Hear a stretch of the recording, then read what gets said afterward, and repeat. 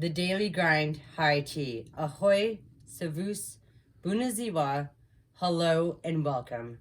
My name is Luca Gheorghica. My pronouns are he, him, they, them. I am transgender.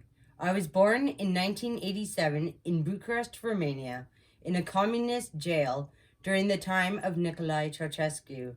I am a proud Romanomi gypsy. I was taken from my birth mother and then placed into an orphanage where I would remain for the first 3.5 years of my life. I invite you to sit, listen, and engage as I'm going to take you on an adventure of self-discovery, heartache, love, transitioning, and finding my true self. I remember vaguely when I was young telling my parent I liked girls. I was 8. My mother looked at me and said, "Don't worry, sweetie. You'll grow out of it." That was one of first of many clues I didn't feel safe in my own home. I would endure many hospital admissions because of the heartache of my past. Meanwhile, the doctors were studying me, and I was studying them and the social cues of the people around me as I learned how to interact and communicate with others in similar situations as myself. I started public speaking at age 10 on my experiences with culture, mental health, hidden disabilities, gender diversity. Oh, and the properties of hemp? Yeah, I was that kid. And how to communicate with others in different communities. To this day, I communicate and do public engagements on transgender health and rights in the healthcare system in Manitoba. My journey wasn't always easy trying to find my true self. This year, I had to make the tough decision of keeping my distance and having no communication with my mother because of lack of understanding and communication of culture and getting to know who I am because she wanted to adopt a girl. And she continues to believe it is a choice to be transgender. I had many countless losses. This October marks 12 years of being sexually assaulted for being my true self. I am turning my trauma into something beautiful, a perfectly imperfect chaos. I am doing my official legal name change at the end of this month. 7 years ago, I started to facilitate with the University of Manitoba on poverty awareness and community action as I share my lived experiences as a person who lives with mental health and who identifies as queer. With the harm reduction approach of being trauma informed while reclaiming my culture and who I truly am.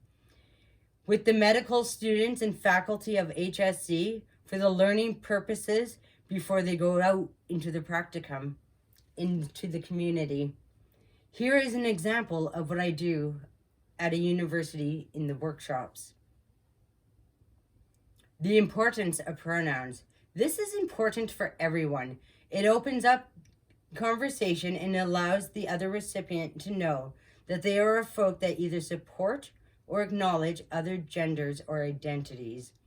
Please know, as a healthcare provider, or even at this point, a standby person, it is your responsibility to 1, have a safe space, 2, open up conversation and trust.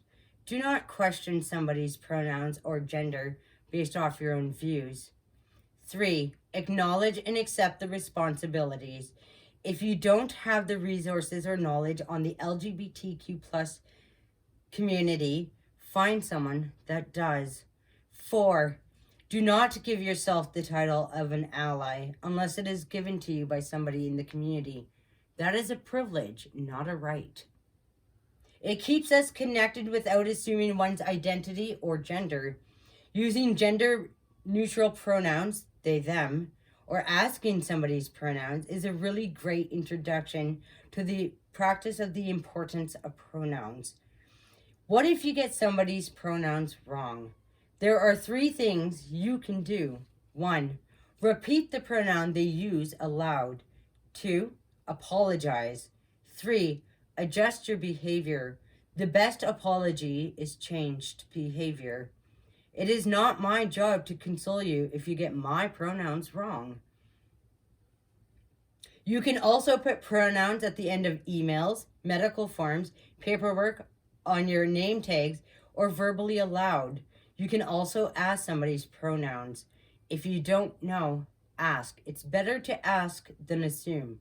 Creating safe spaces for those in the transgender community or those who identify as BIPOC, genderqueer, non-binary, two-spirit, transgender, or anything else on the spectrum in the LGBTQ plus community. It's a healthy practice to a radical approach when it comes to the importance of pronouns in the medical system or every day as a whole.